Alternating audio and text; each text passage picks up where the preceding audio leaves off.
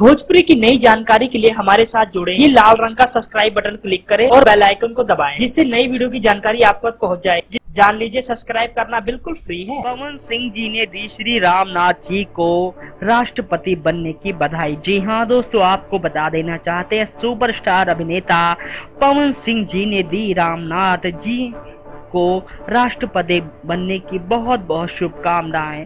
दोस्तों, हम आपको बता देना चाहते हैं, सुपरस्टार पवन सिंह फिलहाल इस बार काफी चर्चाओं में बने हुए हैं। इस कारण उन्होंने राष्ट्रपति को बहुत बहुत बधाई दी अपने ऑफिशियल फेसबुक पेज से।